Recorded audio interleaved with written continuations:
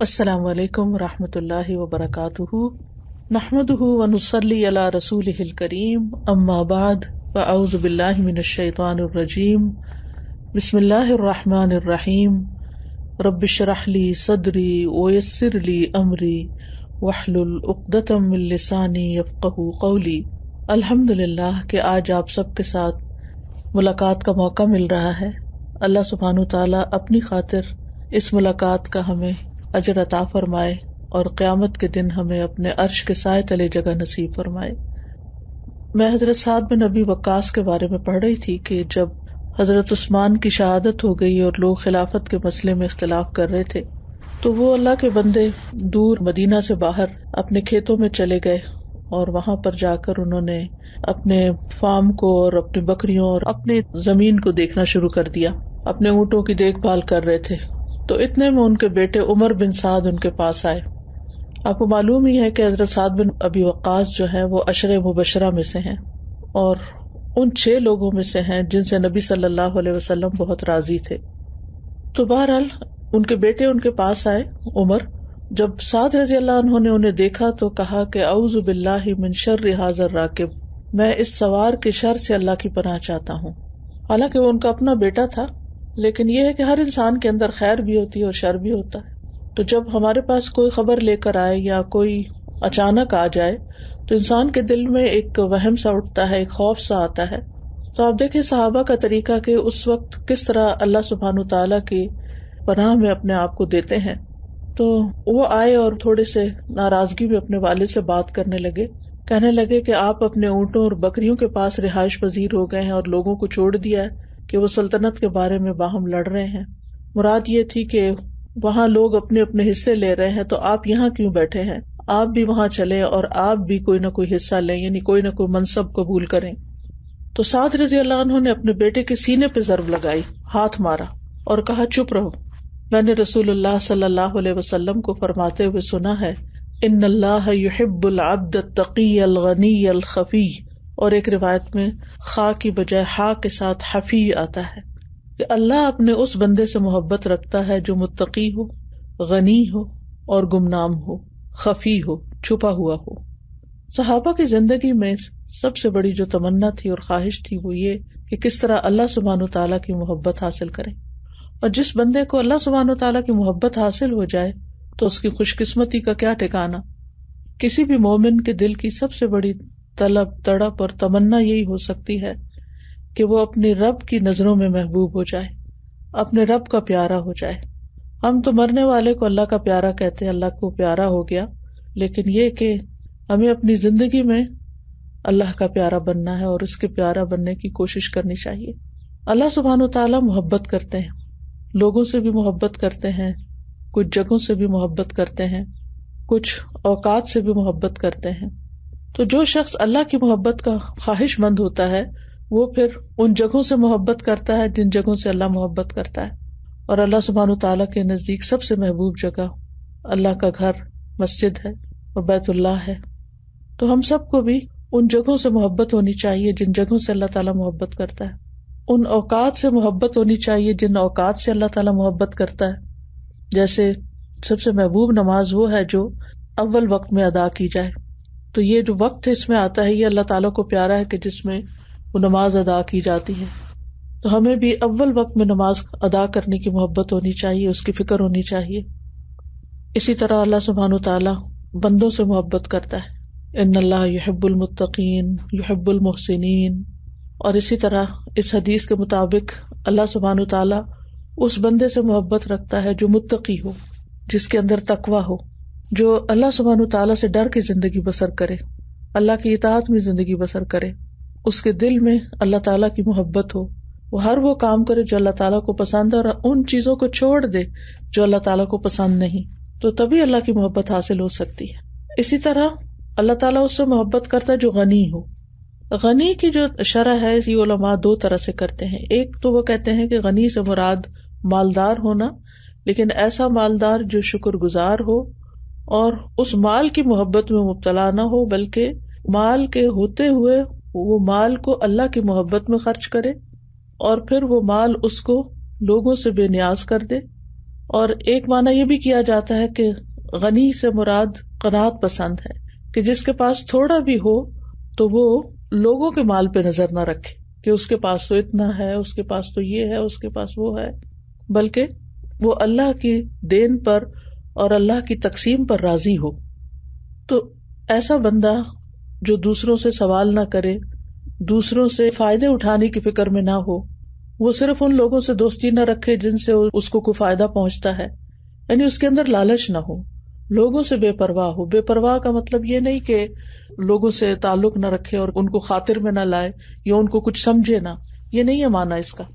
اس کا مطلب یہ ہے کہ جو کچھ لوگوں کے ہاتھ میں ہے اور جو کچھ لوگوں کے پاس ہے اس کے پیچھے نہ پڑے، یا اس پر نظر رکھتے ہوئے ان کی قدر نہ کرے کہ جس کے پاس زیادہ ہے یا جس کے پاس دنیاوی اعتبار سے کوئی نام ہے، کوئی منصب ہے، کوئی عہدہ ہے، کوئی، تو ان کی تو قدر زیادہ کرے اور ان کے پیچھے تو بھاگ بھاگ کے جائے.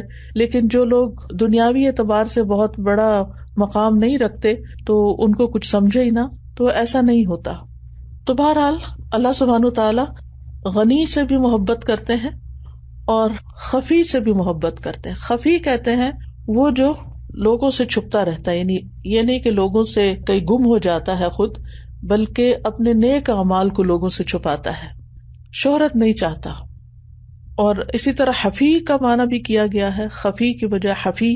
تو حفی کا مطلب یہ ہے کہ جو لوگوں کی کیئر کرنے والا اور جو لوگوں کی فکر کرنے والا، غریبوں کی، مسکینوں کی، ضرورت مندوں کی. تو جو دوسروں کی فکر کرتا ہے، جو دوسروں سے محبت رکھتا ہے، جو دوسروں کے کام آتا ہے، اللہ سبحانہ وتعالیٰ بھی اس سے محبت رکھتا ہے. لیکن یہاں پر جو خفی کی بات ہے تو اس کو تھوڑا سا مزید الیبوریٹ کرنے کی ضرورت ہے، کیونکہ اس حدیث کے کانٹیکسٹ میں حضرت سعد بن ابی وقاص نے جو کہا کہ اللہ تعالیٰ ایسے بندے سے محبت کرتا ہے جو متقی ہو، غنی ہو اور خفی ہو. تو یعنی اسی لیے میں سب کچھ چھوڑ کے یہاں ایک طرف گوشہ نشین ہو گیا ہوں اور اپنے کام سے کام رکھا ہوا ہے کہ مجھے دنیا کا منصب نہیں چاہیے، دنیاوی اعتبار سے میں لوگوں میں شہرت نہیں پانا چاہتا، کیونکہ اللہ سبحانہ تعالیٰ کو وہ عمل پسند ہے کہ جس کے اندر اخلاص ہو، جو خالصتاً اللہ سبحانہ تعالیٰ کے لیے کیا گیا ہو، جو صرف آپ کو پتا ہو اور اللہ کو پتا ہو.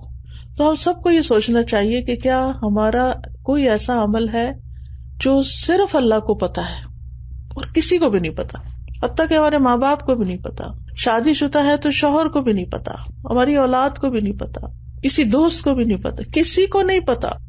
ہم سوچے ہماری زندگی میں ہر روز ایسے کتنے کام ہوتے ہیں، یا ہر ہفتے میں ایسے کتنے کام ہوتے ہیں، یا ہمارے پاسٹ میں ہم نے اس چیز کی کتنی فکر کی کہ بس ہمارے کچھ راز ہوں جو ہمارے اور اللہ کے بیچ میں ہوں، جن کا لوگوں سے کوئی تعلق نہ ہو، خواہ وہ کوئی صدقات ہوں، خواہ وہ کوئی ایسے ہماری زندگی کے واقعات ہوں، کوئی تکلیف ہو ہمیں کہ جس کا شکوہ ہم نے صرف اللہ سے کیا ہو اور ہم نے بندوں سے اس کا رونا نہ رویا ہو. کیونکہ بعض اوقات ہمیں کچھ دکھ درد پہنچتا ہے تو ہم فوراً اس کو فون کر اس کو بتا ہر ایک کے سامنے فریادیں، رونا دھونا، لیکن ہم اللہ سبحانہ تعالیٰ کے آگے اس کی فریاد نہیں کرتے. تو ہم کیا چاہتے ہیں کہ قیامت کے دن جب ہم اللہ سبحانہ تعالیٰ سے ملاقات کریں تو اللہ تعالیٰ ہمیں وہ ہمارے اعمال دکھائیں جو ہم نے صرف اللہ کے لیے کیے اور کسی کو کانوں کان ان کی خبر نہیں ہوئی. تو اس وقت ہم ان کو دیکھ کر کتنے خوش ہوں گے جب اللہ تعالیٰ انہیں دیکھ کر خوش ہوگا کہ اس بندے نے یہ واقعی میرے لیے کام کیا تھا، کسی اور کو اس میں شامل نہیں کیا. کیونکہ جس سے ہمیں محبت ہوتی ہے نا، ہم اس سے اپنے سیکرٹ شیئر کرتے ہیں، اس کو ہم کہتے ہیں میں یہ بات صرف تمہیں بتا رہی ہوں، میں نے آج تک یہ کسی کو نہیں بتائی. تو اس شخص کے دل میں ہمارا مقام بڑھ جاتا ہے، وہ سوچتا ہے واقعی یہ تو مجھے بہت ریگارڈ کرتا ہے اور ایک قدر بڑھ جاتی ہے. تو سوچیں جو کام آپ کا صرف اور صرف اللہ کے لیے ہوگا تو پھر اللہ کے ہاں مقام کتنا بڑھ جائے گا اور اجر کتنا بڑھے گا. جیسے سورۃ ملک میں آتا ہے نا، ان الذین یخشون ربہم بالغیب لہم مغفرۃ واجر کبیر. جو لوگ بن دیکھے اپنے رب سے ڈرتے ہیں غائبانہ طور پر، یعنی اللہ کو دیکھا نہیں لیکن ان کے اندر وہ ایمان موجود ہے، تو ان کے لیے بخشش ہے اور بہت بڑا اجر ہے. تو کوشش ہمیں یہ کرنی چاہیے کہ اپنے اعمال کو حد الوسع پوشیدہ رکھیں، یعنی جتنے اعمال ہم چھپا سکتے ہوں ان کو چھپا لیں. رسول اللہ صلی اللہ علیہ وسلم نے فرمایا جو اپنے عمل صالح کو مخفی رکھنے کی طاقت رکھتا ہے تو اسے چاہیے کہ وہ ایسے ہی کرے. کچھ عمل تو ایسے ہیں جو ہم چھپا نہیں سکتے، وہ سامنے آ ہی جاتے ہیں. مثلاً آپ گھر والوں کے لیے کھانا بنا رہے ہیں یا کسی کو بنا کے بھیج رہے ہیں یا آپ گھر کی صفائی کر رہے ہیں، آپ یہ سارے کام اللہ کی رضا کے لیے کر رہے ہیں، کسی کے اوپر احسان جتانے کے لیے نہیں، کوئی مصیبت سمجھ کے نہیں، اللہ سے اجر پانے کے لیے.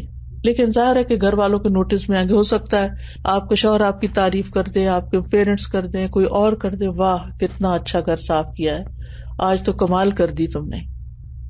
لیکن بعض اوقات یہ ہے کہ ہم کچھ کام ایسے بھی کر سکتے ہیں کہ جو ہم کسی کو بھی نہ بتائیں. اب دیکھیں عموماً ہم کون سے کام چھپ چھپ کے کرتے ہیں؟ وہ کام جو غلط قسم کے ہوتے ہیں. ہائے کسی کو پتہ نہ چل جائے، ہائے کسی کو پتہ چلا تو وہ کیا کہے گا، میری بےزتی ہو جائے گی. اس چیز کو اس میں بدل لیں کہ ہم اچھے کام کریں تاکہ بےزتی کی خوف سے نہیں بلکہ اللہ کی رضا کے لیے نیکیاں چھپائیں. یعنی برائیاں جتنی چھپاتے ہیں نا اتنی ہی ہم نیکیاں چھپانی شروع کر دیں. تو جتنا ممکن ہو، جیسے حدیث میں آ رہا ہے نا کہ جس کو یہ طاقت ہو کہ چھپا سکے یا ہمت ہو کہ وہ چھپا سکے یا چھپانے کی استطاعت رکھتا ہو تو وہ ضرور چھپا لے. ایوب السختیانی کہتے ہیں اللہ کی قسم جو شخص بھی اللہ کے ساتھ سچا ہوگا وہ اس بات سے خوش ہوگا کہ اس کا مقام اور مرتبہ کبھی بھی لوگوں کے سامنے ظاہر نہ ہو. یعنی بعض آپ کی زندگی میں ایسے واقعات ہو جاتے ہیں نا، کوئی آپ کی دعا پوری ہو جاتی ہے، کوئی آپ کی دل کی بات پوری ہو جاتی ہے تو ہم فوراً لوگوں کو بتانے لگتے ہیں تاکہ لوگ ہماری قدر کریں کہ واہ یہ اللہ کا کتنا پیارا ہے، یہ تو واقعی اللہ کا بڑا محبوب بندہ ہے. نہیں، ان چیزوں کو بھی چھپائیں. اور بات یہ ہے کہ شہرت پسند کرنے والا شخص جو ہے نا وہ اللہ کے ساتھ سچا نہیں ہوتا، وہ دراصل خود کو نمایاں کر رہا ہوتا ہے. ابراہیم بن ادم کہتے ہیں اس بندے نے اللہ کے ساتھ سچائی نہیں کی، وفا نہیں کی جس نے شہرت کو پسند کیا کہ میرا نام مشہور ہو، اخباروں میں میری تصویر آ جائے، کوئی خبریں آ جائیں، کوئی نام آ جائے، کوئی دنیا کو میں ثابت کر سکوں کہ میں نے کتنا بڑا کمال کیا ہے. کتنے دن کے لیے کوئی یاد کرے گا ہمیں؟ کتنے دن کوئی ہمارا کمال یاد رکھے گا؟ آخر میں تو ہم نے اللہ ہی کے پاس جانا ہے اور اسی سے اجر لینا ہے. اور اگر وہ نامہ اعمال سے ہی صاف چٹ ہو گیا تو پھر کیا بنے گا؟ تو اسی لیے جو اللہ کے ساتھ سچے ہوتے ہیں وہ راتوں کو اٹھ کے نماز پڑھتے ہیں جب کوئی انہیں دیکھ نہیں رہا ہوتا. اور ایسی نماز جب لوگ سو رہے ہیں اور اس وقت انسان قیام کرتا ہے تو اس کے لیے کیا بشارت ہے. آپ صلی اللہ علیہ وسلم نے فرمایا سلام کو پھیلاؤ، اچھی گفتگو کرو، صلہ رحمی کرو، راتوں کو جب لوگ سو رہے ہو تو قیام کرو، تم سلامتی کے ساتھ جنت میں داخل ہو جاؤ گے. تو جتنا ہو سکے اپنی عبادت کو چھپائیں، یعنی خصوصاً جو نفلی عبادات ہیں ان کو. ایوب سختیانی کے بارے میں آتا ہے کہ ساری رات قیام کرتے تھے اور اس کو چھپا کے رکھتے تھے. جب صبح قریب آ جاتی تو اونچی آواز میں قرآن پڑھنا شروع کر دیتے تاکہ گھر والوں کو پتہ چلے کہ یہ ابھی اٹھے ہیں. پھر اسی طرح یہ ہے کہ تنہائی میں اللہ کی یاد میں آنسو بہائیں، اکیلے میں جب کوئی نہ ہو چپ کے اللہ کو پکاریں. جو شخص چپ کے اللہ کو پکارتا ہے اللہ تعالیٰ اس کی دعائیں بھی سنتا ہے. 7 طرح کے لوگ اللہ کے بڑے محبوب ہیں جنہیں قیامت کے دن اللہ تعالیٰ اپنے سائے میں جگہ دے گا. ان میں سے ایک شخص وہ بھی ہے جس نے اللہ کو یاد کیا تو اس کی آنکھیں بہہ گئیں، رو پڑا.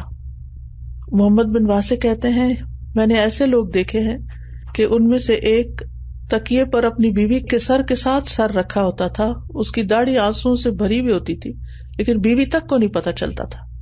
وہ کہتے ہیں ایسے لوگ بھی میں نے دیکھے کہ جو صف میں کھڑے ہو کر اتنا روتے ہیں کہ ان کے آنسو جو ہیں وہ رخسار پہ بہتے بہتے نیچے گر جاتے ہیں لیکن پاس کھڑے ہونے والے کو پتہ نہیں چلتا.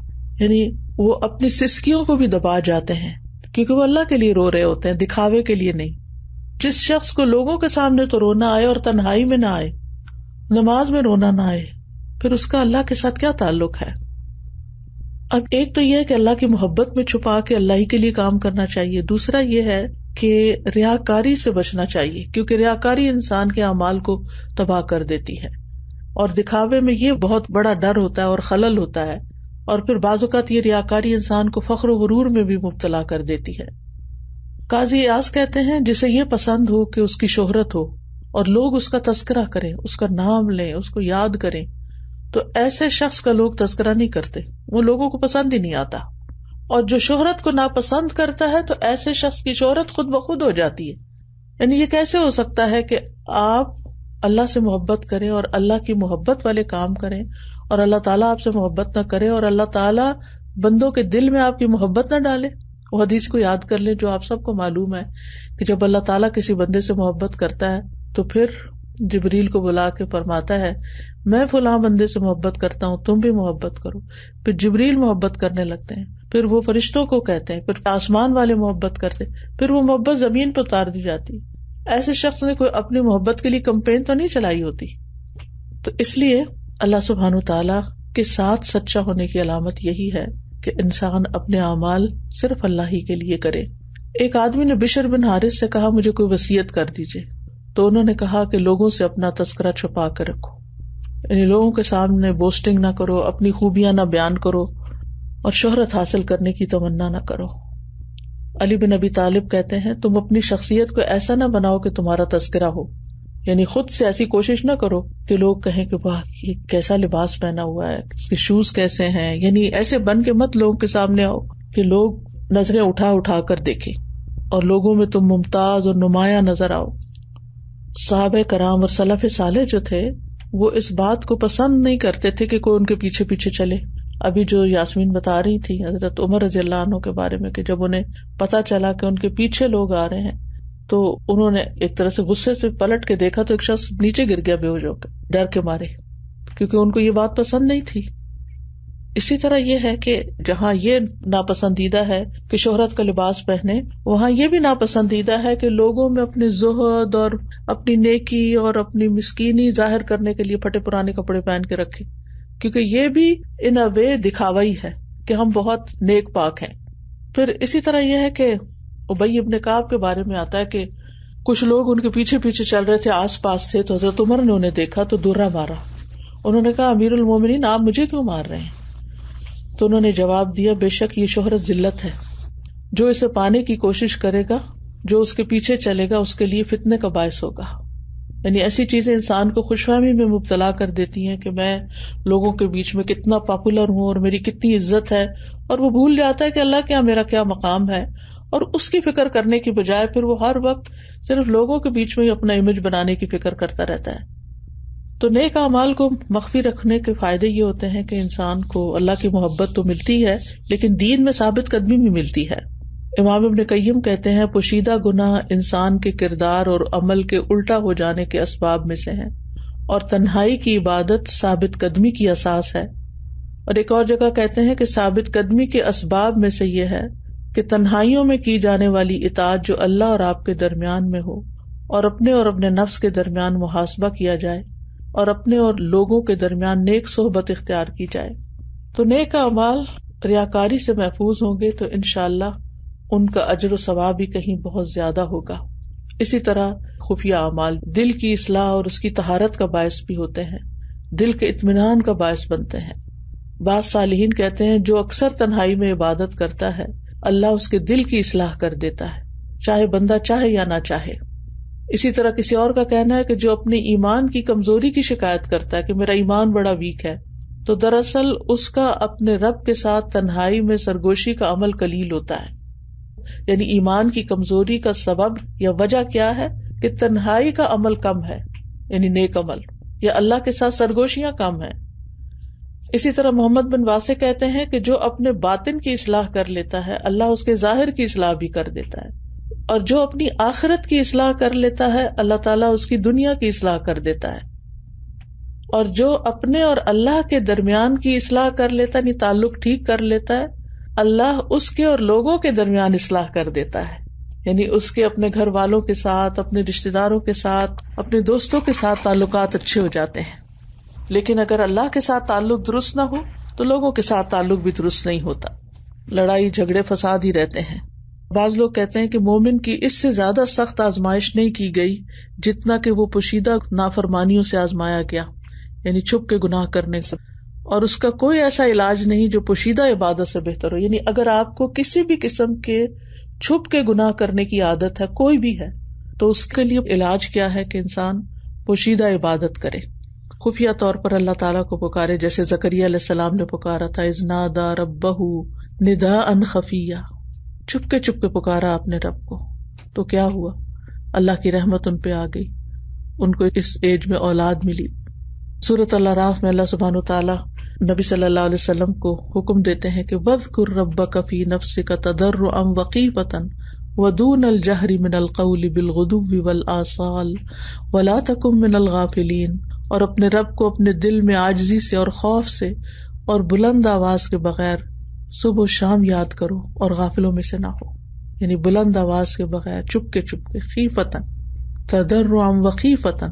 ہم کہتے ہیں نا ہماری دعائیں قبول نہیں ہوتی، غفلت کے ساتھ ہم دعائیں کر رہے ہوتے ہیں، لیکن جب ہم چپ کے اور واقعی اللہ کے سامنے خالصتاً صرف تنہائی میں اس سے باتیں کرتے ہیں تو انشاءاللہ دعائیں بھی قبول ہوں گی. اور پھر یہ کہ خفیہ نیک اعمال کی وجہ سے مصیبتوں سے بھی نجات ملتی ہے. پوشیدہ صدقہ جو ہے خوف اور غم سے نجات کا باعث ہے. الذین ينفقون اموالهم باللیل والنہار سرا وعلانیۃ فلہم اجرہم عند ربہم ولا خوف علیہم ولا ہم یحزنون. جو لوگ دن رات کھلے اور چھپے اپنے مال خرچ کرتے ہیں انہیں اپنے رب سے اس کا اجر ضرور مل جائے گا. ایسے لوگوں کو نہ کچھ خوف ہوگا نہ وہ غمگین ہوں گے. انس بن مالک کہتے ہیں نبی صلی اللہ علیہ وسلم نے فرمایا مخفی صدقہ رب کے غضب کو بجھاتا ہے، اللہ تعالیٰ کا غصہ ٹھیک کرتا ہے. اور آپ کو یاد ہوگا وہ واقعہ جو صحیح مسلم میں آتا ہے کہ ایک آدمی جنگل میں چلا جا رہا تھا تو اس کے کانوں میں ایک آواز پڑی جو بادل سے آ رہی تھی. وہ آواز کیا تھی کہ فلاں شخص کے باغ کو سیراب کرو. تو اس آواز پہ وہ بادل ایک طرف چلا گیا، یعنی جب بادل کو دیکھا آواز آئی اور بادل ایک طرف جانے لگا اور اس کا پانی ایک پتھریلی جگہ پہ جا کے برس گیا. تو وہ آدمی اس کے پیچھے گیا کہ کہاں یہ برسا ہے.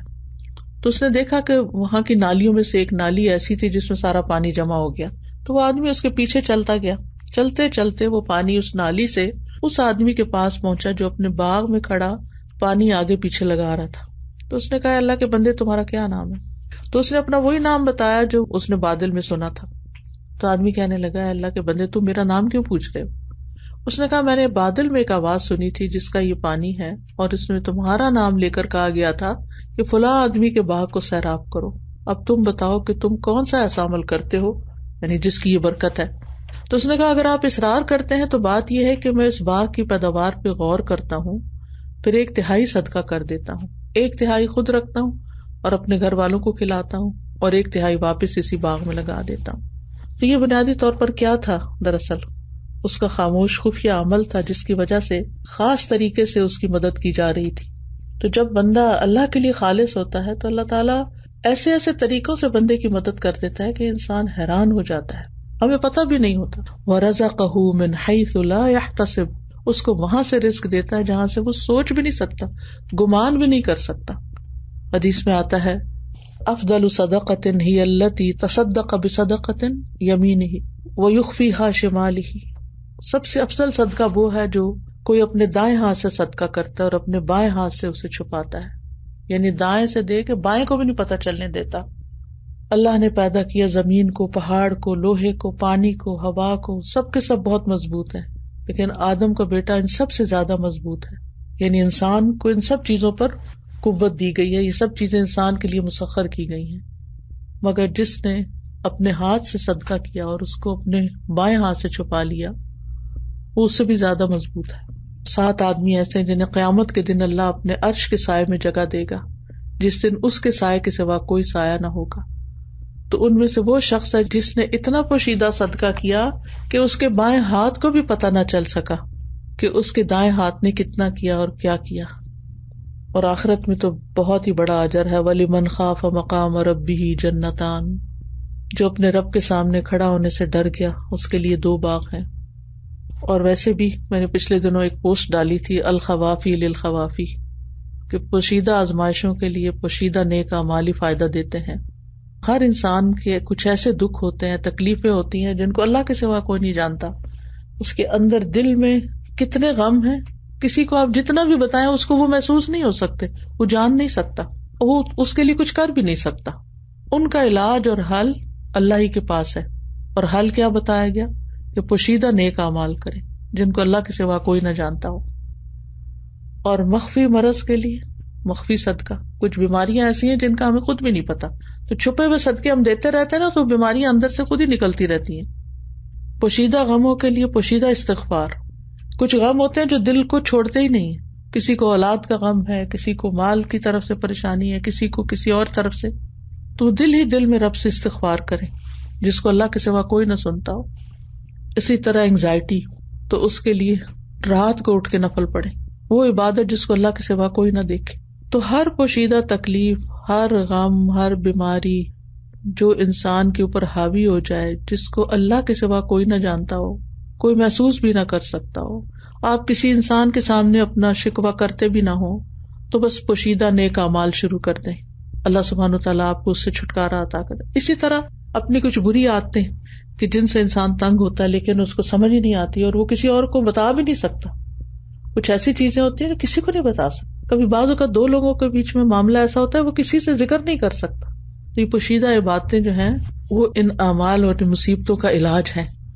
بس یہاں پر ایک بات آخر میں واضح کرتی چلوں کہ کچھ نیک اعمال ایسے ہیں کہ جن کو انسان چھپانا بھی چاہے تو چھپ نہیں سکتا. تو ان کے لیے پھر ایکسٹرا کیئرفل ہو جائے کہ اس میں ریاکاری نہ ہو. اور دوسرا یہ ہے کہ صرف اس صورت میں انسان کسی کام کو ظاہر کر سکتا ہے کہ جب انسان کو یہ خیال ہو کہ کسی اور کو بھی دیکھ کے شوق آ جائے گا. لیکن یہ کبھی کبھار ہونا چاہیے، روز کا یہ شغل نہیں ہونا چاہیے. اپنے نفس کو کنٹرول کرنے کے لیے، اپنے نفس پہ قابو پانے کے لیے خفیہ نیک اعمال کرتے رہیں.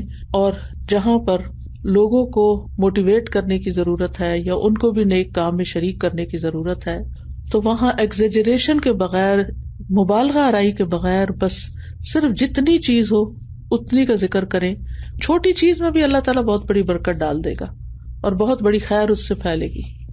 تو اللہ سبحانہ تعالیٰ سے دعا ہے کہ اللہ تعالیٰ ہمیں عمل کی توفیق عطا فرمائے اور ہمیں واقعی اپنے ساتھ مخلص اور سچا کر لے اور ہم سے راضی ہو جائے، اور ہمیں ایسے کاموں کی توفیق دے، یعنی اعمال کی توفیق دے کہ جو ہمارے اعمال نامے میں اس طرح ہوں کہ بس اللہ ہی کو پتا ہو، کسی اور کو خبر نہ ہو. اور وہ ذرہ بھی جو ہوتا ہے نا نیکی کا، اللہ تعالیٰ یؤتی من لدنہ اجرا عظیما. اللہ تعالیٰ ہم سے قبول کرے اور ہم سے راضی ہو جائے. السلام علیکم ورحمۃ اللہ. وعلیکم السلام. استاذہ جی، میں یہ سوچ رہی تھی کہ جب ہم دین کا کام کرتے ہیں اور لوگوں تک قرآن و حدیث بھی پہنچاتے ہیں تو اس کے پیچھے بھی جہاں یہ خواہش ہوتی ہے کہ اچھی طرح ہم بیان کریں، لیکن اس میں پھر نیت یہیں پر ہو کہ لوگوں کو اچھے سے بات سمجھ میں آئے، لوگ اچھی سے اس کو قبول کریں، اس پہ عمل کریں، لیکن الہی صرف اس لیے کہ تو راضی ہو جا، کہ تو خوش ہو جا. اور اگر ہماری جو تیاری بھی ہوتی ہے کام کی، جیسے ہم کوئی کلاس کے لیے پریپریشن کر رہے ہیں یا درس وغیرہ کے لیے کر رہے ہیں، تو جب ہم چاہتے ہیں کہ اس میں پھر یہ بھی ایڈ ہو، یہ بھی انداز ہو، اچھے طریقے سے ہو، تو اگرچہ وہ چیزیں ریکوائرمنٹ ہوتی ہیں، لیکن پھر مجھے لگتا ہے کہ میں اپنے آپ کو آف اینڈ آن ضرور یہ ریمائنڈر دیتی رہتی ہوں کہ یہ سب اسی لیے ہے اللہ کہ تو راضی ہو جا. اور پھر مجھے جو تشہد میں جب ہم پڑھتے ہیں التحیات للہ والصلوات والطیبات، تو اس قدر اطمینان ہوتا ہے کہ اللہ تعالیٰ نے ہمیں یہ موقع دیا، اس کا احسان ہے ہم پہ کہ ہم دن میں کئی مرتبہ نمازوں میں یہ الفاظ ہم بولیں کہ ہمارے جو زبانی عبادات ہیں اور مالی عبادات ہیں اور بدنی عبادات ہیں کہ الہی یہ سب تیرے لیے ہیں. تو یہ کتنی امپورٹنٹ بات تھی، جیسے آج آپ نے اس کو ایکسپلین کیا کہ یہ کتنی اہم چیز ہے کہ ریاکاری تمام نیک اعمال کی بربادی کا سبب ہو سکتی ہے. تو اللہ کا شکر ہے کہ وہ ہمیں بار بار اس بات کو سمجھنے، اس کو ریوائز کرنے، اپنے آپ کو ریمائنڈر دیتے رہنے کی توفیق دے. آمین. اسپیشلی جب ہم یہ دعویٰ کا کام کرتے ہیں تو اس میں بہت ایسے ہوتا ہے، یہ سب کچھ جو کچھ آپ نے استاذہ جی آج ایکسپلین کیا کہ یہ واقعی سب کچھ ہم ایکسپیرینس کرتے ہیں. لوگ بے شک خوشی سے تعریف کر رہے ہوتے ہیں، لوگ بے شک اس کو اپریشیٹ کر رہے ہوتے ہیں، لیکن اپنے آپ کو قابو کرنا اور اپنے آپ کو پھر موڑ کے واپس اس جگہ پہ لانا کہ یا اللہ یہ سب تیری خاطر ہے، اور تو ریاکاری سے بچانا، اور تو نیتوں کو خالص رکھنا، اور تو راضی ہو جانا. آمین. اس میں ایک بڑی اہم بات یہ ہے کہ جب انسان اللہ کے لیے کرتا ہے نا تو پھر پبلک کے سامنے جانے سے گھبراتا بھی نہیں ہے. تھوڑی بہت تو ہوتی ہے گھبراہٹ، لیکن یہ ہے کہ اس وقت انسان سوچتا ہے کہ میں اللہ کے لیے کر رہا ہوں. اور سادی سادی باتوں میں بھی اللہ تعالیٰ بڑا اثر ڈال دیتا ہے. چاہے آپ کتنے ہی بہت زبردست اسپیکر ہوں، وقتی طور پر مجمع پہ چھا جائیں اور لوگوں کی واہ واہ اور تالیاں لیں، لیکن یہ ہے کہ وہ بات بعد میں کتنی اثر انداز ہوتی ہے، لوگوں کی زندگی میں کیا تبدیلی لاتی ہے. تو جو کام اللہ کے لیے ہوگا نا اس کی برکت بہت زیادہ بڑھ جائے گی.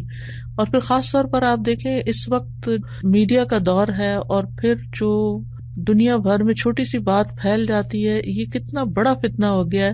پہلے زمانے میں لوگ کم از کم اپنی ذاتی زندگی تو اپنی ذات تک رکھتے تھے، اب تو ہر چھوٹی بڑی بات کی شہرت اور ہر چھوٹی بڑی چیز کا اشتہار، اپنے کھانوں کا، اپنے لباس کا، سیر و تفریح کا، یہاں جا رہے ہیں وہاں جا رہے ہیں، اس ہوٹل میں رہ رہے ہیں، اس جگہ مل رہے ہیں، ہر جگہ کی تصویریں شیئر ہو رہی ہیں. اتنا بڑا فتنہ ہو گیا کہ ہمیں خود بھی احساس نہیں رہا کہ ہم کس چیز میں پڑ گئے اور کہاں اپنی صلاحیتیں ضائع کر رہے ہیں. تو بہت ضروری ہے کہ ہم ان چیزوں پہ توجہ رکھیں. جی السلام علیکم ورحمۃ اللہ وبرکاتہ. استاذہ جی میں نے آپ سے یہ پوچھنا تھا کہ بعض اوقات ہم اپنے بچوں سے یہ کہتے ہیں، بتاتے ہیں اپنے کوئی تجربہ یا کوئی صدقات کرے یا کوئی اچھی باتیں، تو کیا وہ ریاکاری پہ تو نہیں آ جائے؟ نہیں، وہ ریاکاری میں نہیں آتی. وہ تو ظاہر دین کی تعلیم دینے میں اب دل میں تو نہیں دی جا سکتی نا. دین کی تعلیم تو بول کے ہی دینی ہوتی ہے، چاہے کلاس میں پڑھاتے ہیں یا وقتی طور پہ کسی سے 1-on-1 بیس پہ بات کرتے ہیں. تو وہ ریاکاری نہیں. اس وقت اپنے اوپر چیک رکھنے کی ضرورت ہے کہ میں کس نیت سے یہ بات کر رہی ہوں، اپنا علم جاننے کے لیے یا یہ بچوں پہ روب جاننے کے لیے کہ مجھے بہت کچھ پتا ہے، یا پھر یہ کہ میں اللہ کی طرف تربیت کی وجہ کے لیے جو اللہ نے میرے پہ ذمہ داری ڈالی ہے. جزاکم اللہ خیرن. السلام علیکم استاذہ، میں یہ چیز شیئر کرنا چاہ رہی تھی کہ جو آپ نے کہا نا کہ اللہ تعالیٰ سے باتیں کرنا، تو مجھے اس طرح سے لگتا ہے کہ جب ہم لوگوں سے بہت زیادہ باتیں کرتے ہیں نا تو پھر ہم اللہ سے باتیں کرنے کے قابل نہیں رہتے. ہر چیز جب ہم لوگوں کو بتانا شروع کرتے ہیں تو پھر ہمارے پاس کچھ رہتا کرنے کے لیے بات ہی نہیں رہتی. بالکل صحیح کہا آپ نے، بہت اچھی. اور مجھے جو ہے نا دعائے شافی میں آپ نے بہت اچھی ٹپ دی کہ جب آپ کا دل کرے کسی کو کال کر کے اپنا دل ہلکا کرنے کو تو فوراً دعا پڑھیں، یا حیو یا قیوم برحمتی کا استغیث. اور استاذہ میں نے اسے کیا اور یقین کریں بہت افاقہ ہوا. السلام علیکم. وعلیکم السلام. استاذہ بہت ہی اہم ٹاپک، بہت لرننگ ہوئی آج. اور ابھی پچھلے دنوں ایک میرے ساتھ ہوئی بات کہ مختلف کلاسز میں نے یہ بات کی کہ آپ یہ الہدا انٹرنیشنل کو جوائن کریں اور وہاں سے جو حدیث استاذہ شیئر کرتی ہیں اس کو شیئر کریں. پھر میں نے یہ کہا کہ اچھا آپ دیکھیں میں یہ کرتی ہوں کہ استاذہ کی فیس بک سے ایک لرن قرآن کی ایک آیت شیئر کرتی ہوں، انگلش کی، اردو کی، مختلف گروپس میں. تو میں سوچنے لگی کہ یہ میں نے کچھ زیادہ میں کا استعمال تو نہیں کر لیا. پھر میں نے نیت کو چیک کیا کہ یا اللہ کہیں میں تو نہیں کر لی بہت اپنی پروموشن. اور سازا وہ جو ابھی سسٹرز نے بات کی نا کہ بعض اوقات اجتماعی معاملات میں آپ کو ایک بڑی فائن سی لائن ہوتی ہے جس کو چیک رکھنا ہوتا ہے. تو اس کے بعد یہ ہوا کہ الحمدللہ اس کے بعد مجھے کئی گروپس کی طرف سے آیا کہ تو یہ تو بہت اچھا تھا، ہمیں تو پتہ ہی نہیں تھا کہ استاذہ کی فیس بک پہ صرف ایک آیت شیئر ہوتی ہے اور اتنے اچھے ٹاپک کے ساتھ. تو وہ ہم نے اس لیے کر لیا کہ ہمیں ہوا کہ آپ ٹیچر ہیں، آپ کرتی ہوں گی تو ضرور فائدے والی چیز ہوگی. میں نے اللہ کا اتنا شکر ادا کیا کہ یا اللہ ہماری نیتوں کو خالص رکھ. اور اجتماعی معاملات میں بعض اوقات آپ کو اس لیے بتانا ہوتا ہے کہ کسی کو خیال آ جائے. جی جزاک اللہ خیر. اصل میں یہ ہے کہ یہ بیلنس رکھنے کی بہت ضرورت ہے. پچھلی اگر آپ میری ریگولر میٹنگ اٹینڈ کرتی رہی ہیں تو دین کی تعلیم اور تبلیغ کے اوپر جو ایک میں نے لیکچر دیا تھا یعنی السابقون السابقون، تو اس میں سارا اسی پہلو کو ڈسکس کیا گیا تھا کہ خیر کو زیادہ سے زیادہ عام کریں اور صدقہ جاریہ بڑھائیں اور یہ ساری چیزیں. ہوتا یہ ہے کہ جب ہم یہ کام کرنے لگتے ہیں تو ہم اپنی ذاتی عبادت، ہم اپنے اعمال جو خفیہ رکھ سکتے ہیں، جو اللہ تعالیٰ سے سرگوشیاں ہیں، جو عبادتیں، ان کو بھول جاتے ہیں. یعنی ہمارا اعتدال ختم ہو جاتا ہے. اور جب ہم اجتماعی کام کرنے لگتے ہیں تو اس وقت اپنی نیت پہ چیک رکھنا بھول جاتے ہیں. تو مقصد یہی تھا آج کی ٹاک کا کہ ہم اس پہلو پر بھی توجہ کریں. یعنی ایک چیز کو بیان کرنے کا مقصد یہ نہیں ہوتا کہ ہم دوسرے کام چھوڑ دیں اور جو ہم خیر پھیلانے کے کام کر رہے ہیں ان کو ہم روک دیں کہ نہیں اب تو میں کسی گوشے میں بیٹھ جاؤں گی اور عزلت اختیار کروں گی اور لوگوں سے ملنا جلنا چھوڑ دوں گی کیونکہ اس سے پھر ریاکاری ہو جاتی ہے. میں ذکر ان کے سامنے نہیں کروں گی، یا جیسے عام لوگ کہتے ہیں کسی کے سامنے نماز نہیں پڑھنی کیونکہ وہ دکھاوا ہو جاتا ہے. تو یہ بھی ایک بالکل غلط تصور ہے کہ جیسے میں نے لیکچر کے دوران بھی یہ بات کہی ہے کہ کچھ کام ایسے ہیں کہ جن کو ہمیں لوگوں کے سامنے ہی کرنا پڑتا ہے. تو اس وقت اپنی نیت پہ ہم چیک رکھیں. اور لوگوں سے جیسے ملاقات کرنا ہے تو وہ حدیث میں یہ نہیں آتا کہ جو شخص لوگوں سے ملتا جلتا رہتا ہے اور ان کی تکلیفوں اور اذیتوں پر صبر کرتا ہے وہ اس سے بہتر ہے جو ان سے ملتا جلتا نہیں. تو ہمیں کسی گوشے میں بند نہیں ہو جانا، ہمیں لوگوں کے بیچ میں ہی رہنا ہے اور ہم نے اجتماعی کام بھی کرنے ہیں. لیکن ہم اس پہلو کو فراموش نہ کریں کہ ہم زیادہ سے زیادہ اپنے آپ کو اللہ کے لیے خالص کریں. انشاءاللہ. استاذہ یہ آپ نے اتنی اہم پوائنٹ بتایا کیونکہ یہ ہوتا ہے شیطان کا حملہ کہ بعض اوقات وہ ہمیں کہتا ہے نہیں اس میں ریاکاری ہو جائے گی، یا یہ کہ یہ بات نہ بتاؤ، یا یہ کہ جیسے تلاوت قرآن یا حفظ خاص طور پہ قیام اللیل اس میں بڑی کمی ہو جاتی ہے. تو میں نے دیکھا اگر آپ کچھ نہ کچھ حفظ کرتے رہے نا تو الحمدللہ ایک بیلنس کی کیفیت محسوس ہوتی ہے. بہت ہی اچھا ٹاپک تھا استاذہ، بہت ہی لرن کیا آج. بس اللہ سبحانہ وتعالی ہمیں بیلنس رکھنے کی توفیق دے اور زیادہ سے زیادہ خیر پھیلانے والا بھی بنائے اور زیادہ سے زیادہ اپنی نیکیوں کو اخلاص کے ساتھ کرنے والا اور چھپانے والا بھی بنائے. آپ سب کے لیے بہت ساری دعائیں. اللہ سبحانہ وتعالی ہم سب کے اس وقت میں برکت ڈالے اور ہمیں واقعی کچھ عمل کرنے والا بنا دے اور ہمیں مزید اخلاص عطا فرمائے اور ہم سے راضی ہو جائے. وآخر دعوانا ان الحمد للہ رب العالمین. جزاکم اللہ خیراً آپ سب کے آنے کا اور وقت نکالنے کا اور انتظامی ٹیم کا جو آپ سب کے ساتھ ہوتی ہے. امید ہے آپ اپنا چیٹ باکس دیکھیں گے، وہاں پر کچھ لنکس وغیرہ شیئر ہوئے ہیں، ان کو آپ جوائن کیجیے مختلف جگہوں کو تاکہ مزید خیر کے کام جو ہیں وہ زندگی میں شامل ہو سکے اور ہمارا وقت اچھے کاموں میں استعمال ہو سکے. السلام علیکم ورحمۃ اللہ وبرکاتہ.